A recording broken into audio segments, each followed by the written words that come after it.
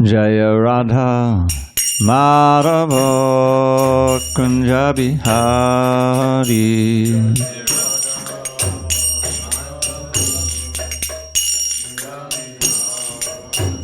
Jaya Radha Madhava Kunja Bihari.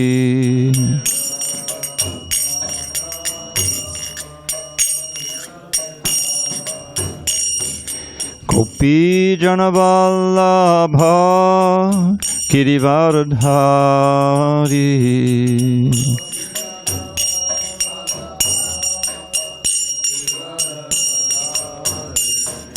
Gopi Janavallabha Girivardhari.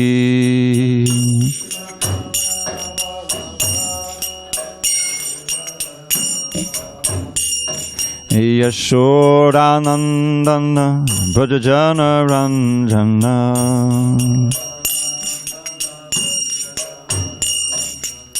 Yashodanandana Brajajana Ranjana.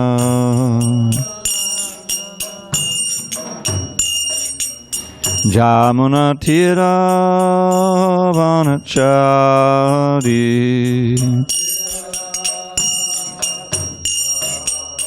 Jamuna Tira Vanachari.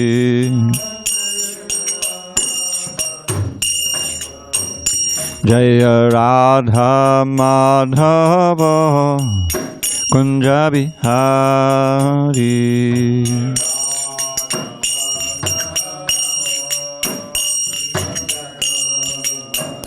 Jaya Radha Madhava Kunja Bihari.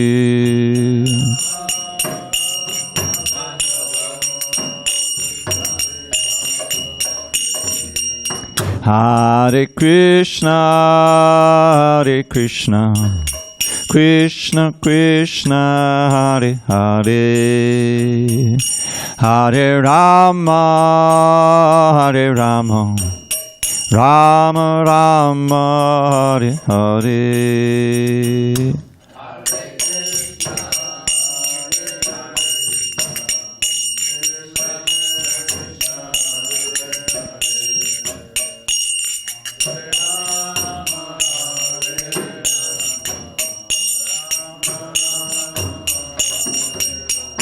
Hare Krishna, Hare Krishna, Krishna Krishna, Hare Hare, Hare Rama, Hare Rama, Rama Rama, Hare Hare.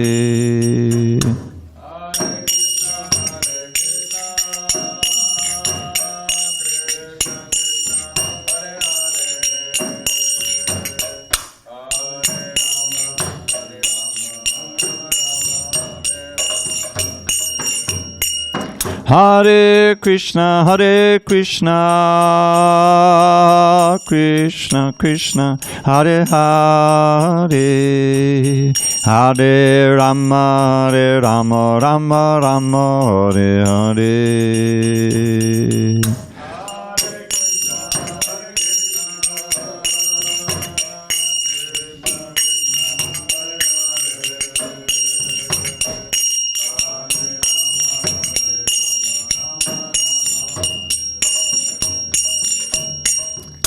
Jaya Radha Madhava Kunja Bihari.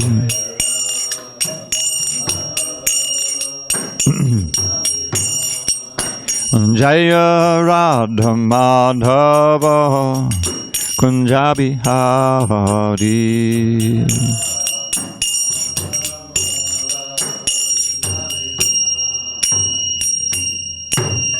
Jai Om Mr. Pad Paramahansa Parudikacharya Ashtottara to the Srimad Divine Grace Srila A.C. Bhakti Vedanta Swami Prabhupada ki Jai.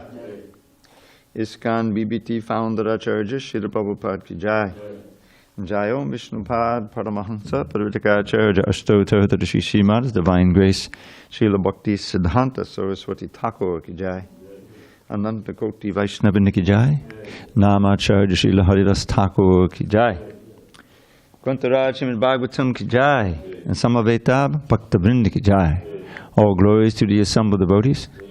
All glories to the assembled devotees. All glories to the assembled devotees.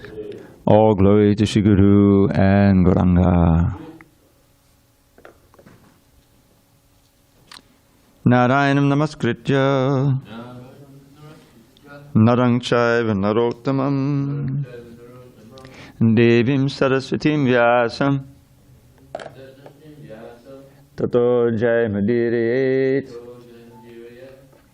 Before reciting the Srimad Bhagavatam, which is our very means of conquest, we should offer our respectful obeisances unto Lord Narayan, the Supreme Personality of Godhead, unto Narayan Rishi, the supermost human being, unto Mother Saraswati, the goddess of learning, unto Srila Vyasadeva, the author, and unto Srila Prabhupada, the translator, commentator, and our spiritual master.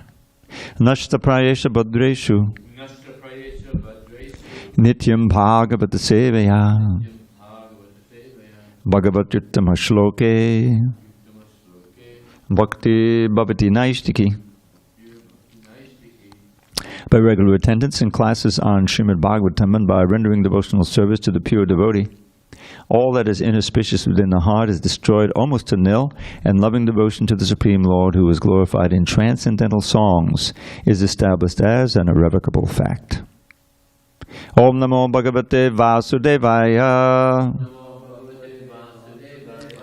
Om Namo Bhagavate Vasudevaya. Om Namo Bhagavate Vasudevaya.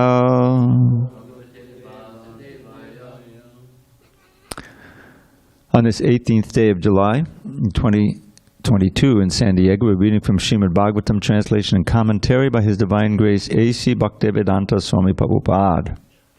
And we are on Canto 5, The Creative Impetus, Chapter 20, Studying the Structure of the Universe, beginning with text 24, which I'll just read as prose, and then we'll go on.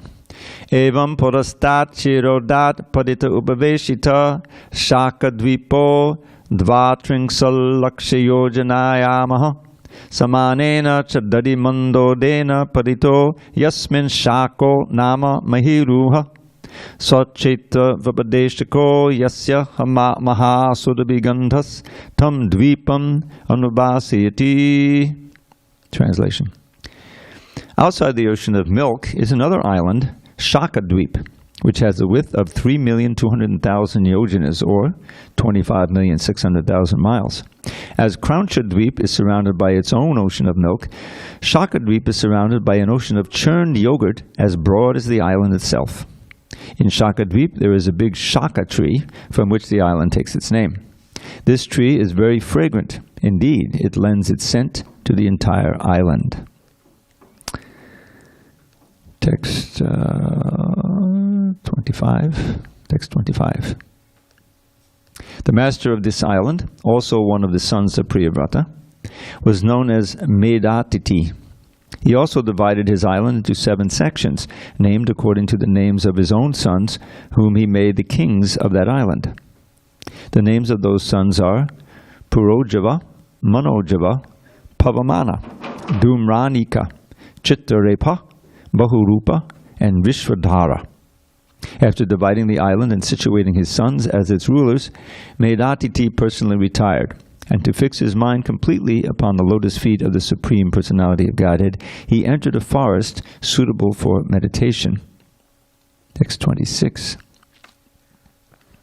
For these lands also there are 7 boundary mountains and 7 rivers. The mountains are Ishana, Urushringa, Balabhadra, Shatakesara, Sahasrasrota, Devapala, and Mahanasa. The rivers are Anaga, Ayudha, Ubayaspashti, Aparajita, Panchapadi, Sahasrasruti, and Nijadriti. Text 27. The inhabitants of those islands are also divided into 4 castes: Ritavrata, Satyavrata, Dhanavrata, and Anuvrata, which exactly resemble Brahman, Kshatriya, Vaishya, and Shudra. They practice pranayama and mystic yoga, and in trance they worship the Supreme Lord in the form of Vayu. Text 28. We'll chant this one.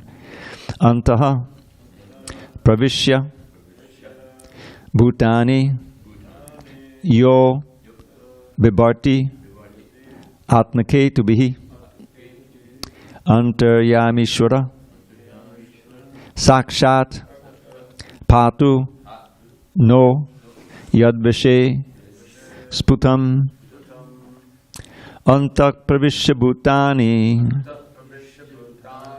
yo bibhartyatmake tubihi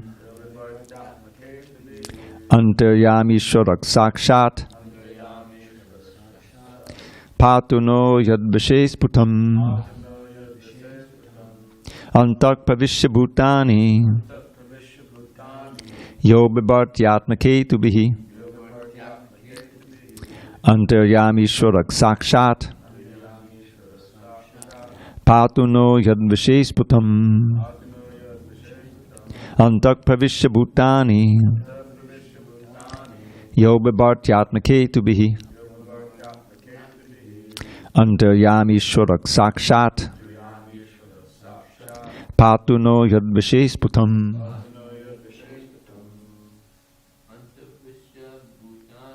antak pravishya bhutani yo bibhartyatmake tubihi antaryamishvarak sakshat patu no yadvishe sputam antak pravishya bhutani yo bibhartyatmake tubihi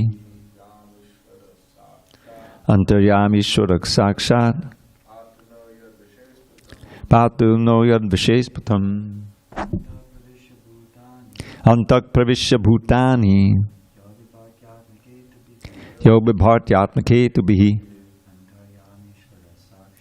antaryamishvarak sakshat patu no yadvishe sputam. Anibandhani? Not yet. Antak pravishya bhutani yo bibhartyatmake tubihi antaryamishvarak sakshat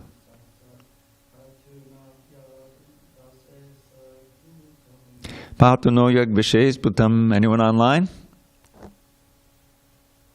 Antak pravishya bhutani Antak pravishya bhutani yo bibhartyatmake tubihi yo bibhartyatmake tubihi antaryamishvarak sakshat antaryamishvarak sakshat patu no yadvishe sputam patu no yadvishe sputam. Antak pravishya, entering within.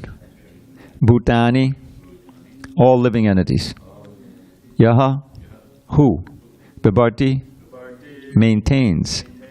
Atmake tubihi, by the functions of the inner airs. Prana, apana, etc. Antaryami, the super soul within. Ishvaraha, the Supreme Person. Sakshat, directly. Patu, please maintain. Naha, us. Yat Vashe, under whose control. Sputam, the cosmic manifestation. Translation. The inhabitants of Shakadweep worship the Supreme Personality of Godhead in the form of Vayu in the following words. O Supreme Person, situated as the Supersoul within the body, you direct the various actions of the different airs, such as prana, and thus you maintain all living entities. O Lord, O Supersoul of everyone, O Controller of the cosmic manifestation under whom everything exists, may you protect us from all dangers. Purport. Though the mystic yoga practice called pranayama, through the mystic yoga practice called pranayama, the yogi controls the airs within the body to maintain the body in a healthy condition. In this way, the yogi comes to the point of trance and tries to see the Supersoul within the core of his heart. Pranayama is the means to attain samadhi or trance in order to fully absorb oneself in seeing the Supreme Lord as Antaryami, the Supersoul within the core of the heart. Om Jnana-timirandasya Jnanandana Shalakaya Chakshur Unmilitam Mena Tasmai Shri Gurave Namaha. I was born in the darkest of ignorance, but my spiritual master Srila Prabhupada opened my eyes with the torchlight of knowledge. I offer my humble obeisances unto him and all members of Sri Parampara. So we're getting the description of the cosmography, and woven into the cosmography is the prayers of the residents of different parts of the universe. And here, they're simply seeing the Lord, they're addressing him as the super soul within the body, and how their different heirs are under the control of the super soul, and he's maintaining the living entities by controlling those heirs. May you protect us from all dangers. This is their prayer. So we have to reflect on, what's going on in this fifth canto, and where it leads to the sixth canto. And what happens in a few chapters when we go through, this is a wonderful section. We're kind of taking a little tour here of the universe and witnessing the ardent prayers of different devotees in different parts of the universe. But, so how does this relate to us directly? So the first part of I remember when this first came out, the fifth canto came out, and it was difficult for devotees to, how can I say, some of them to accept, because it completely contradicts what we think we know from the scientists of the astronomy of this world, and the dimensions and all of these different things. So it's a challenge to our preconceived notions of what we think we know. And therefore it's kind of important to understand the basic principle of how we have a distorted view of reality because of our imperfect senses, as was explained yesterday in detail. That our sense of who we are, what this world is, what our relationship is completely skewed by our imperfect senses, by our being affected by the modes of nature, and hearing all kinds of speculations that are presented authoritatively. I mean, just in my relatively short lifetime compared to what you read in the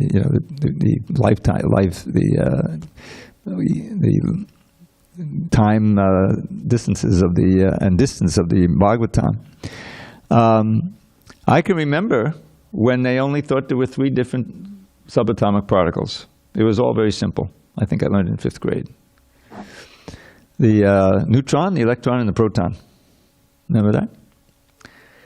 And then, it was kind of that simple equation was very famous. It became very famous in World War II. Einstein came up with E equals mc squared. And once we learned that c is the speed of light, and you square it, it makes it 186,000 miles a second. That's how fast light goes. I remember Prabhupada, when he's talking about how sound can go around, he's talking about radio sound. Can go around the earth, I don't know how many times, 10 times in a second, or maybe 8 times in a second, because it's 186,000 miles, it's 25,000 miles around the earth. So he used that figure. But when you take energy equals mass times the speed of light squared, that's the origin of the whole atomic bomb. That's how the atomic bomb got so big. You have the mass, a few pounds of uranium, but you multiply it times 186,000 times 186,000, you're in the billions, and it became a huge explosion for a little handful. So that became well known, during the early days. But the point is that with the scientific method, which is nothing but observation with our imperfect senses and inference, inferring, coming to conclusions, tentative conclusions, which we then test, and if it works again and again, okay, we've got something that seems to be right now. But the whole thing is based on the defective senses and the defective mind. And then when more information comes in because you're able to increase your microscopes or your telescopes, rip up that theory, now we have a whole new idea. You say, sorry, you know. So the point is, there's never any end to that. And Krishna's creation is so incredibly intricate and complicated that Prabhupada prays, was it Einstein or Newton, that says, I'm just standing on the ocean. You know, I haven't really invested, you know, he was famous as a scientist. I'm standing on the shore of the ocean looking at this great ocean of knowledge, and I just have touched a few drops of it. So Prabhupada said, yeah, this is a proper, humble situation for the scientists. But the point is, there's an urgent need for every living entity, but only in a human life can we try to meet that need, for really understanding the absolute truth with a small a and a small t. I'm not talking about Krishna, the absolute truth, but really, what is who are we? You know, what is our situation here? And what is this world that we find ourselves in? And where did it all come from? Prabhupada speaks, I think, in his very first purport in the Bhagavatam, 111. He's saying that an intelligent person looks up in the sky, and these questions naturally come. He sees all those stars and everything. He said, wow, this is incredibly astounding. You know, who created all that, or how did that come about, you know? And when you simply delve into the complexity of the world that we live in, and anything that man has produced out of his brain, which can also be very wonderful and complex with the computers and the everything else, that's just due to our brain, to the brain and mind, you know, subtle mind. But who created that? You know, Prabhupada say, well, what about that? That's the really amazing thing. There can be brains that can discover these things and discover more about it, you know. So there's an urgency in us understanding the truth. This is the bottom line, is that we've been living in various consecutive delusions and illusions in our human life. In our subhuman life, it's just instinct, hand to mouth, eating, sleeping, mating, you know, and death. But in the human life, when we have the ability to reason and think and contemplate and use, you know, superior intelligence, even then we're hogtied, we're hampered by the impossibly imperfect senses and our mind, and by all of the false conclusions that we come to through that, and that we also get exposed to. The famous verse, Prahlad's famous verse, Nate vidu svartikatim hi Vishnum durashayaye bahirata manana andaya tandaya upagiyamana tebishatantamurudani baddha. He's speaking to his father, and that verse, it says te, it begins with they, so this previous verse is important.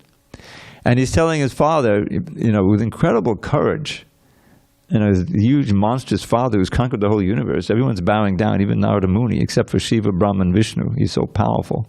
And Prahlad is completely free of fear.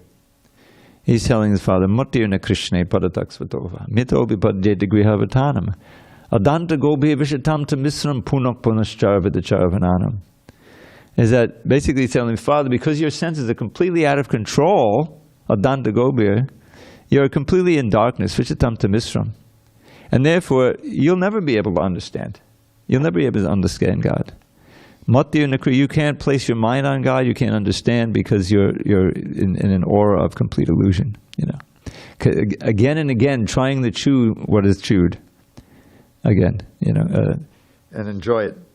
So it's those people, ordinary people, this is everyone we see, who can't understand the real svarta. This is such an important concept, svarta. What is my real benefit or goal in life that I should strive for? It can't be sense gratification, because that's just gotten me into the misery I'm in now, gotten me another body, and it's always very flickering and frustrating, and it causes so much suffering.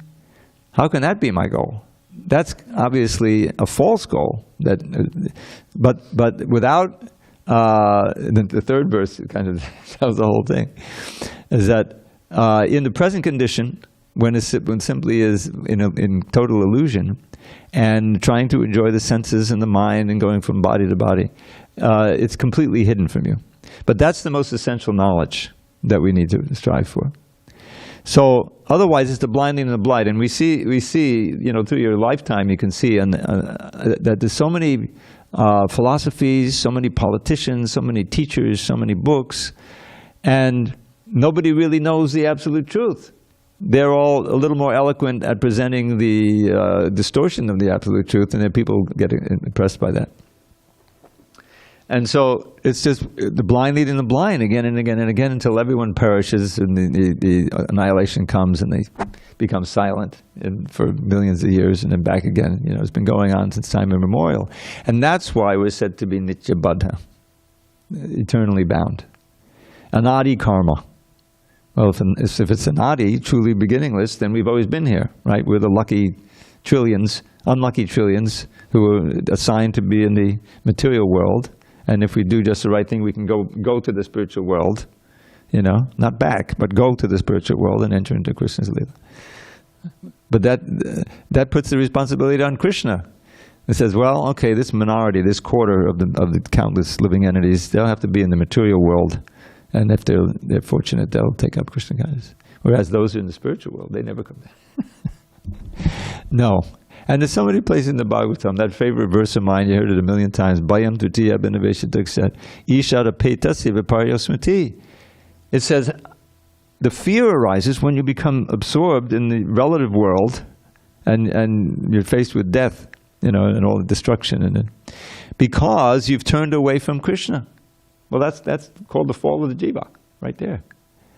You're in the spiritual world, but somehow or other, because you have minute independence, you turn away from Krishna, you try to compete with Krishna, but you can't do that in the spiritual world. You have to have your exile to this material. And that's how it all began. And you forget, that's the big thing. Just as we forgot our previous life, you forget your life in Vaikuntha. And here you are, in the material world, trying to manipulate the material energy and failing again and again, dying again and again, and all this stuff. So the knowledge, the key element is that we need to hear real knowledge of these points, Sambandha Gyan. Who is God? Who are we? What is this world? What is the relationship? And how can we return to our original state of eternal bliss and knowledge? But that knowledge is transcendental. It's not produced by the means of investigation, as Amoga was saying, through examination with their imperfect senses. I like to always think of them in a certain order. You start out with your imperfect senses, right? And naturally, when you have your imperfect senses, and when you look at the world through this imperfect sense, the perfect mind, you make mistakes. The main mistake, which is that I'm this body, and then that becomes impacted. Everyone's making the same mistake, so that's a grand illusion. You become deluded by that. And then the cheating thing is you teach that as the truth. And you're not even aware you're teaching. The mother is teaching the child that you belong to this family. This is your name. This is my child. And so naturally, you're in the bodily concept of life. So that means of gaining knowledge is a trap, Maya's trap, for keeping us here. So the only solution is when there's an intervention, when Krishna comes personally, or he sends his representative. And he leaves his knowledge in the form of books and so forth. Because he knows our plight, and he is compassionate, because he claims us as his own. What is that? Sarva yonisha konteya murtiyak sambhavandeya tasam brahma mahadyoni aham bija pradakpita. I am the seed-giving father, and of all the species like that. So suridam sarva bhutana. He's the well-wishing friend. So that means that there's always some means of transcendence. We're so fortunate that Krishna himself came just 5,000 years ago, and a little more than 500 years ago he came again to give us the easiest process of self-realization. We're reading all of these, how these different inhabitants of these different worlds are offering prayers in the form of Vayu. Okay, they're offering prayers to the god of the air, and they're performing pranayama. Okay. Well, we're not given that process. I mean, I remember when I was doing yoga, and it was really a blessing because I had ruined my health in living not on the street, but I told you the story.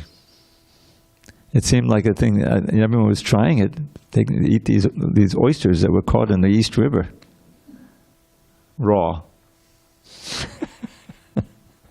Seemed like a good idea at the time.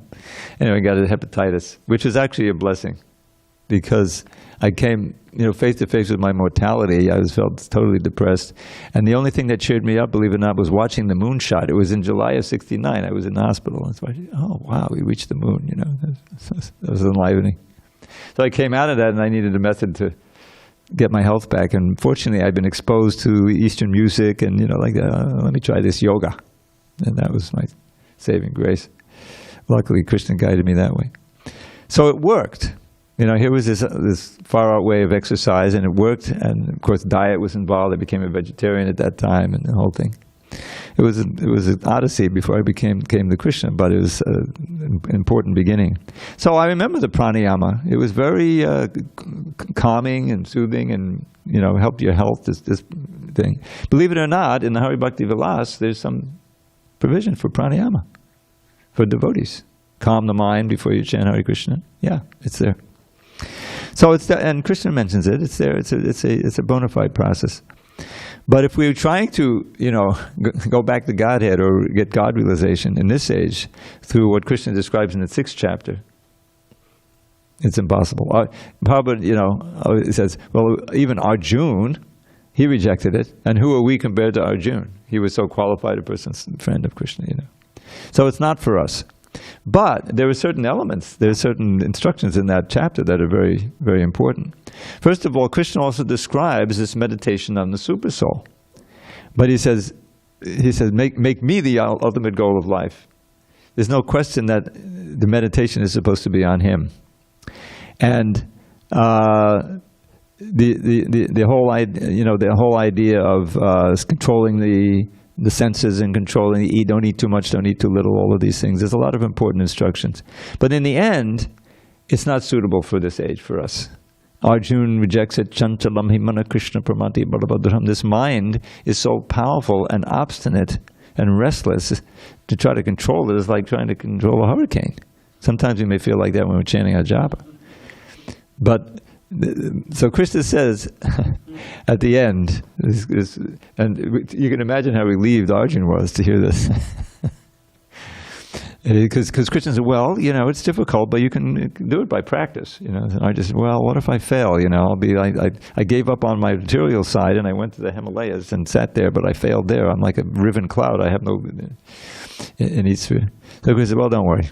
Yoginava bisarvesham magatin. And those who are worshiping me with great and transcendental faith, who are always thinking of me, they're the best yogis. Oh, okay. Well, I'm always thinking of my friend Krishna. So, But then the very next verse, now I've been listening to these, anyone who listens to Prabhupada's lectures regularly, Bhagavad Gita lectures, when he comes to 7.1, he gives like 15 lectures on it. Wherever he goes, he speaks on that verse. So it's a pretty important verse. Yeah.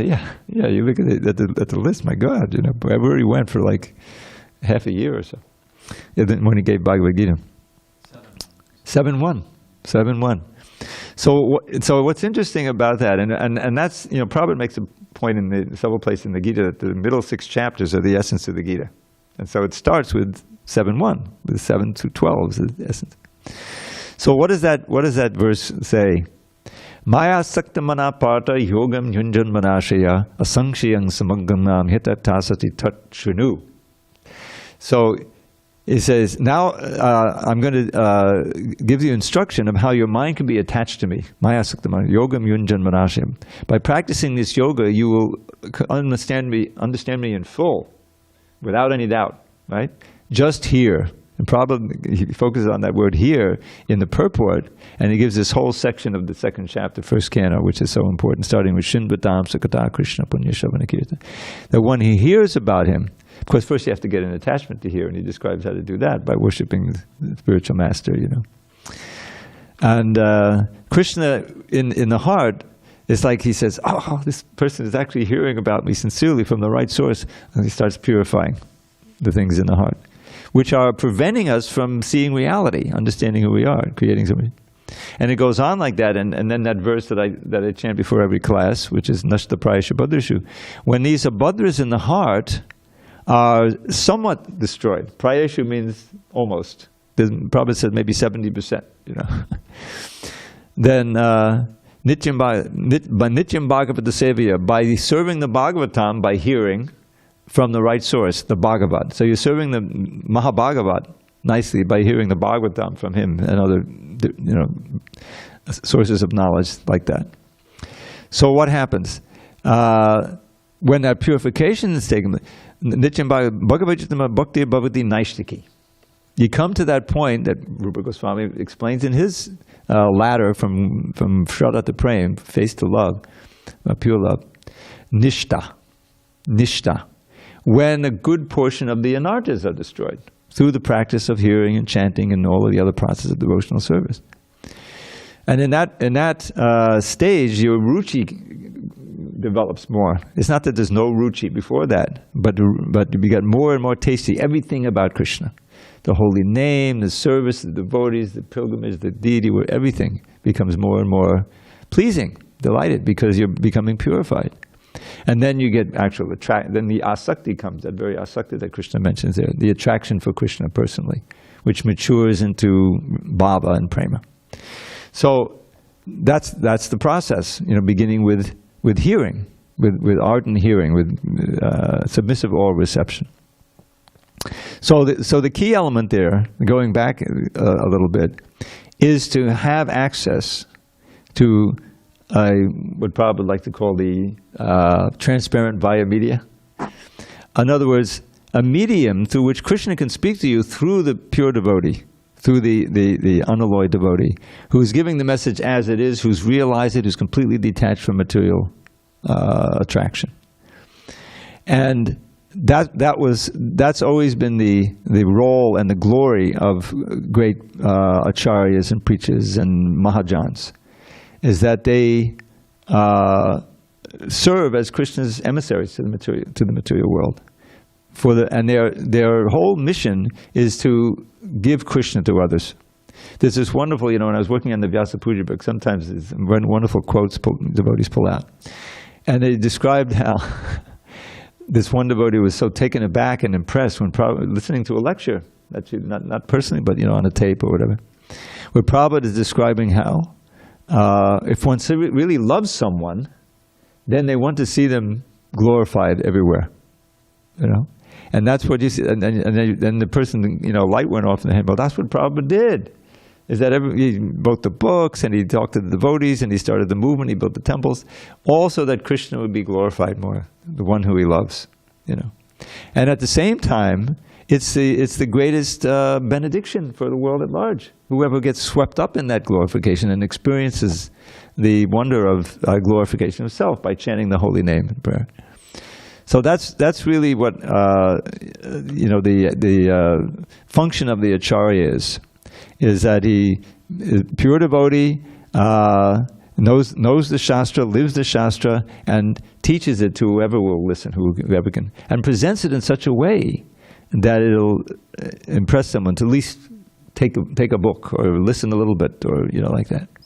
And that's the, you know, the glory of Prabhupada's preaching method, you know, is that whatever environment he was in, he was able to give the message in such a way that someone became attracted.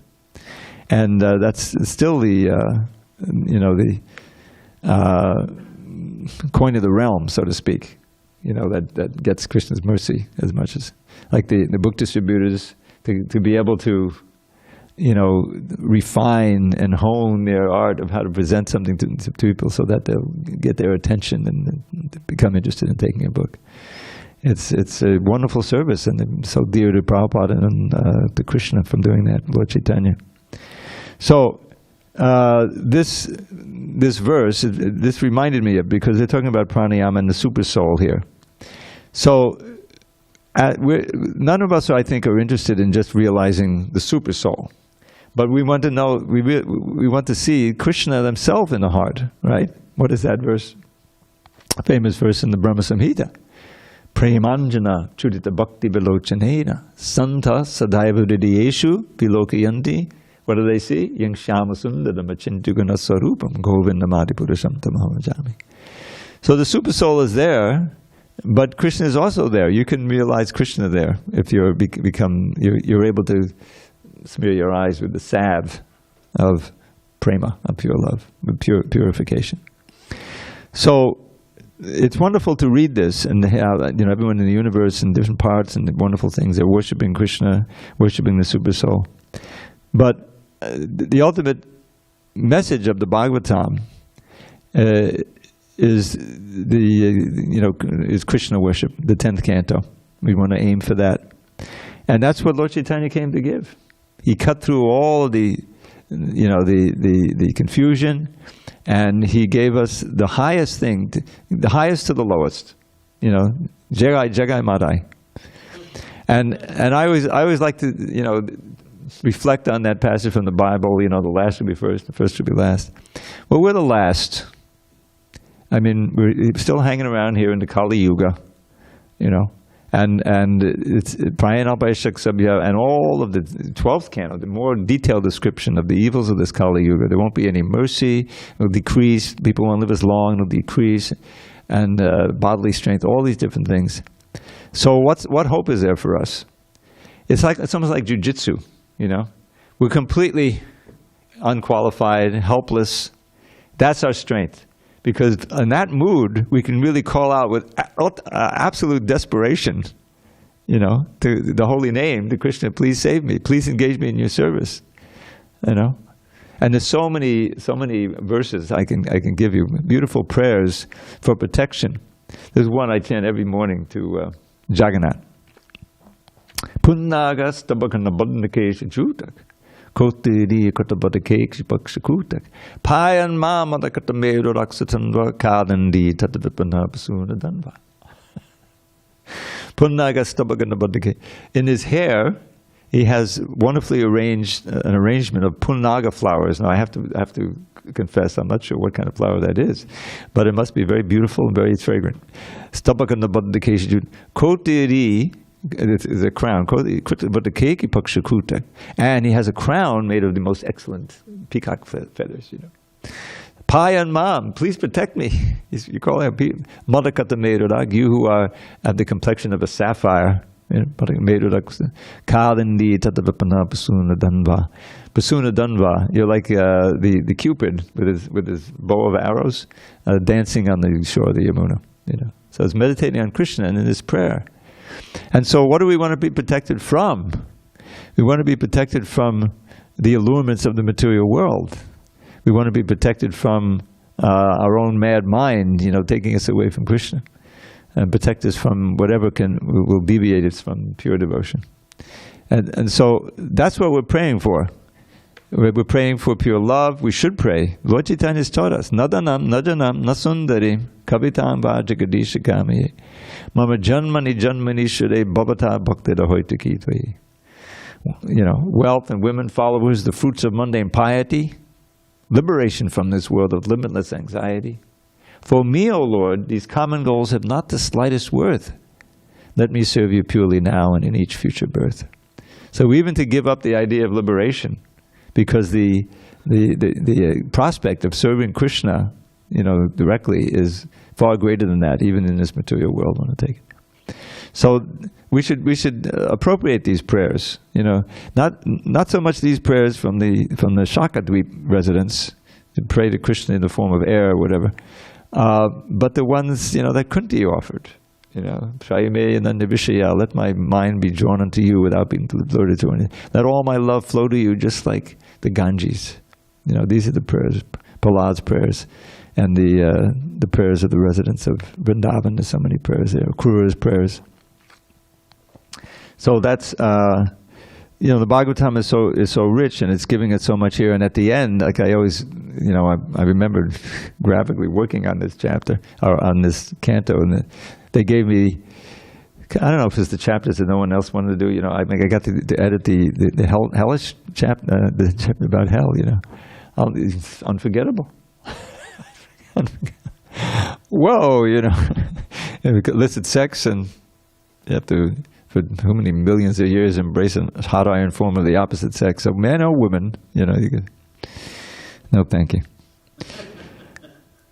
You know, it's a deterrent. It's a deterrent, right? But I mean, what are you going to do with this powerful force? Chant Hare Krishna and dance, you know, and take prasadam, you know, and then you can sublimate that and it can become possible. So the Bhagavatam is a vast and wonderful world that you enter, and there's so many parts of it that are fascinating.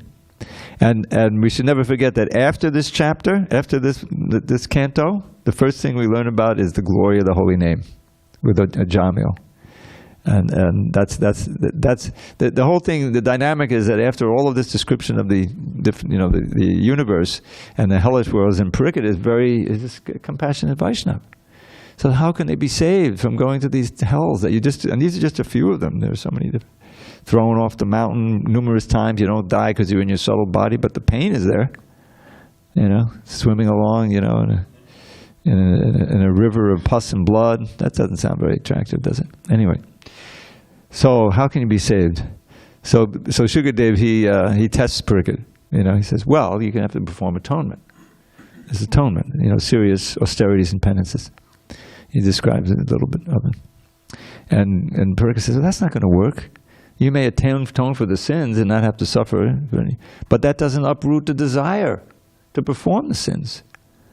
Just like so many people, they're trying to give up smoking, they're trying to, give up some bad habit, you know.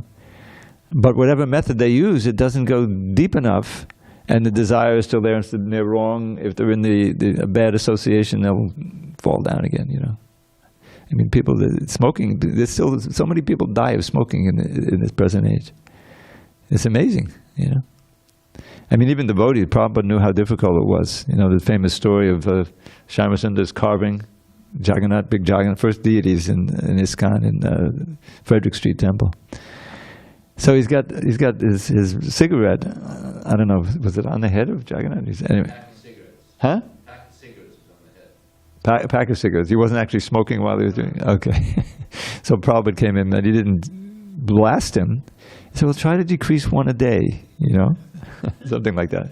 Don't let such a little thing get in the way of you. Yeah, that's very nice.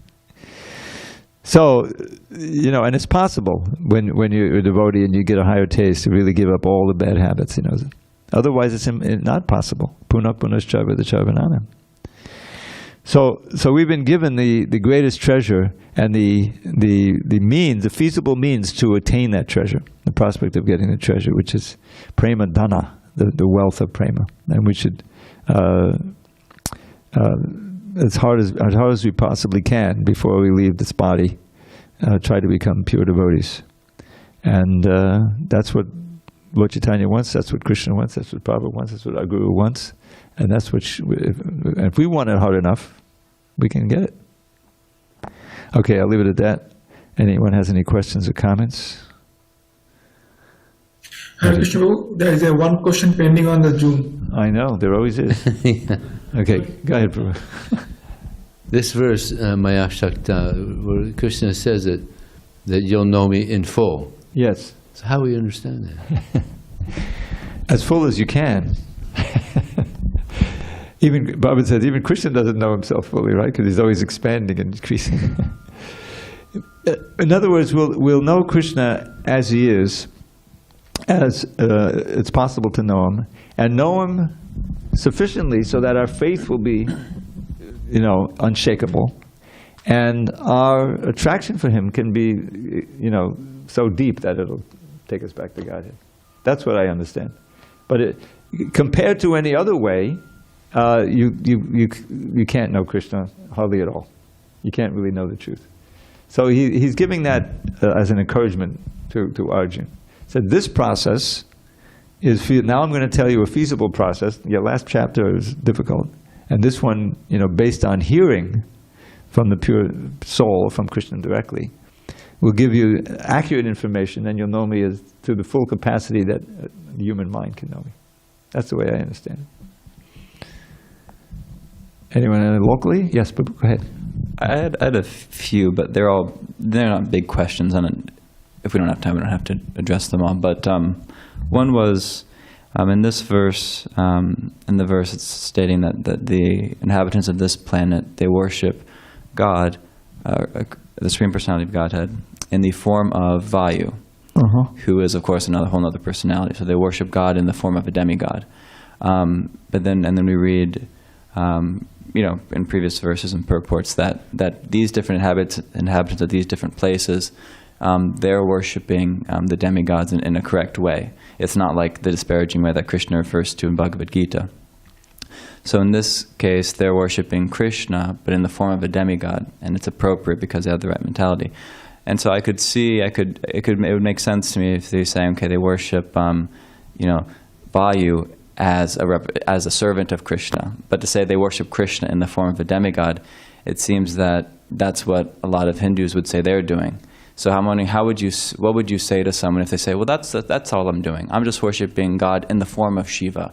I'm worshiping Krishna, the Supreme, in the form of Ganesha.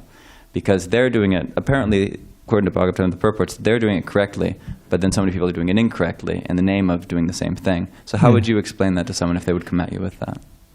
Well, I would begin with the idea that these inhabitants of Shakadweep are qualified in a different way than we are. If we try to follow this path or follow of worshiping Krishna indirectly, then we'll stay bound in the material energy, and because the chances are, what are we going to worship for? Pure love of Vayu? You know what I mean? It doesn't work. We're going to end up asking for something material, and that's what they do. Anyone who's worshiping the demigods, really sincerely. I remember a story. Radhanath Swami tells a story. This was before he became a devotee, and he was in India. He spent time there. He was a serious, meditator and everything. Then he was in Delhi, I think, and he was going around and he saw this whole family in a park somewhere. They'd set up a little altar and they were ardently worshiping and praying and everything. He was very fascinated by it, And so after they had finished, he hung up and he approached them respectfully and asked, "Well, what were you doing there?" And it wasn't Krishna on the altar; it was Shiva or something. Ganesh. They were crying, right? They were doing all types of stuff. Really into it, right? Yeah, very impressive. So the way I remembered it, that we're going to start a business, and we want to prosper, and so we're really trying to get the mercy of Ganesh. So that's the problem, is that you can ardently worship them, but what can they actually give? They can't give liberation. They can maybe give some material benediction.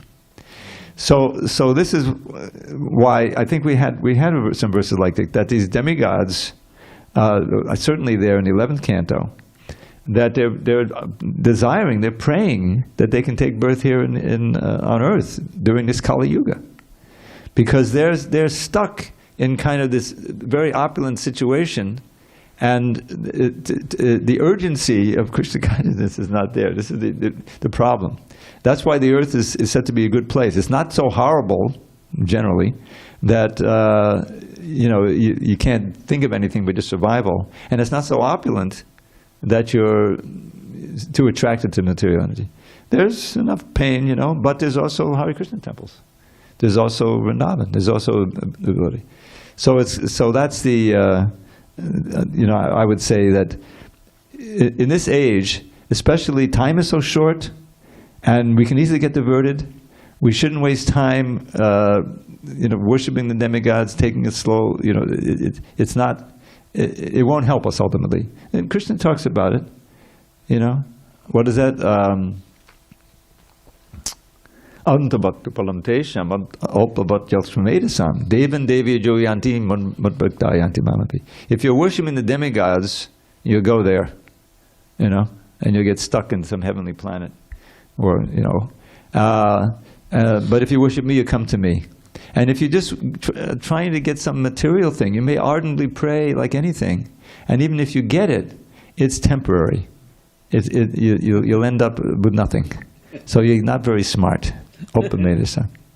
So that's the idea. And really quickly, I won't ask the other questions, but just on the same one, and how would you explain this terminology, which seems inappropriate, this terminology that we worship, or they worship, Krishna in the form of a demigod? How would you explain that someone as making sense? Well, I think if you come to the point of the Avidi Purvakam, that Krishna talks about it, that I'm the only enjoyer of sacrifices, and if you worship someone else, you're worshiping me, but Avidi Purva, not according to the proper rules. And so you're not going to get the best of it. And we don't want to waste time with these deviant things. You never know how much time we have. It's urgent. That you strive immediately for the ultimate good, which is going back to Godhead, and not stepping stone. Try to hope, and stay comfortable in the material world. It's not going to work. So this I regard these different places we're learning about and the worship. They're not really models for us what we should do. That's more or less there right away in the second chapter, first canto, and throughout the Bhagavatam. 11th canon, we get some very nice direct instructions. And it's ultimately the process of devotion we've been given. Hearing, chanting, 9 processes. When you say this isn't what we should remember into, and you referred to the second chapter of the first canto, are you referring to cheating religion, or are you referring to something else? Sorry. Not the second verse of the first chapter. The second verse, I'm sorry. Savaipang sang paro dharmo yato bhaktir hokshije. The verses that begin there with number 6 and then with 21. With Vidyate, all your desires are destroyed, all your doubts are destroyed, and when your karma is destroyed, you see Krishna within and without, and that's right there. Right there at the beginning. And there are many other places like that. Okay, I think we're ready for our guest. Dravida Prabhu? Haribol, Vijay Krishna. Haribol Prabhu, my humble obeisances, Dandavat Pranams. Prabhu, my question is, may I? Please. My question is, you know better than me that in the ancient Vedic times, people would retire to the forest for meditation. So based on this, my question is, how can I meditate while living in a city like, for example, Los Angeles, famous for being as non-peaceful, as inhabited by individuals who are no better than members of the most dangerous gangs on this planet? Please?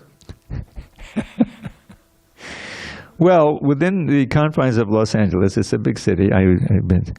There's a temple on Watseka Avenue in Venice Boulevard. I lived there for 3 years, and in the 70s. And we had a nice program of meditation, even though it was in the city there. We'd go to the temple and, beautiful deities chanting Hare Krishna. The process is, as we've been given, to, first of all, get good association. And Srila Prabhupada, through his great efforts, there are pockets of good association, even in Los Angeles, and other big cities at West. And by the miracle of electronics, you're sitting there, what is some island off of Spain there, or Portugal? Anyway, you're not... No, Prabhu, Azores Archipelago. What is it? Azores archipelago, the 9 Portuguese islands. Okay, Azores. Yeah, yeah. So I Yes, don't know if you, Azores. I assume you don't have a big temple nearby with a lot of devotees chanting and dancing, but you have the internet, obviously, so you get association. The point is that even in this age, and even in the most busy and hectic cities of the West or the East or anywhere, there is possibility of getting good association, reading Prabhupada's books, chanting Hare Krishna.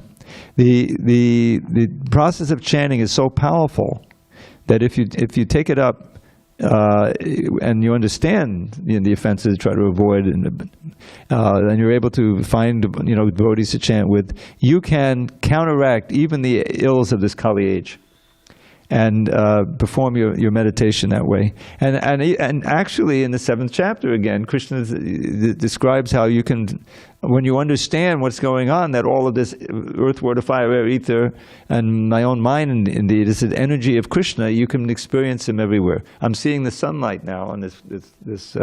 Oh, I'm the light of the sun and the moon. Oh, that reminds me of Krishna. There's Krishna. Everything can remind you of Krishna. As long as you're not trying to exploit it for your own sense gratification, then your knowledge is covered. When you're trying to use things that's appropriate in Krishna's service, that's called yukta vairagya, then everything can remind you of Krishna. That's the whole meaning of a temple. There's nothing here but stone and wires and all kinds of things in any building. But because it's being used for Krishna, and the whole conception was to remind you of Krishna when you walk into it, and everything, therefore, it's possible to meditate, become absorbed in Krishna consciousness, even in the middle of a big city like San Diego or in LA or anywhere, depending on if you follow the process that's been given to us. So that's the answer to that, and Vijay has something to add. Just a quick comment. I lived in LA for 30 years at the temple there, and I remember speaking to one policeman. He said, this is one of the safest areas in Los Angeles. Because we always have a night guard. Always have a what? A night guard. Oh, the night guard. Yeah, and they're sharp. So sometimes thieves come by, Yeah, yeah. and there'll be a guard there and just shine a light real quick, and turn it off, and we're being watched, and then take off. Yeah, yeah. A little oasis there. Probably would say this is not actually. We're not actually in LA. We're in Vaikuntha. If everyone's doing their duties and practicing Krishna consciousness, chanting the holy name, keeping it clean, taking prasadam, and serving, it creates a Vaikuntha atmosphere.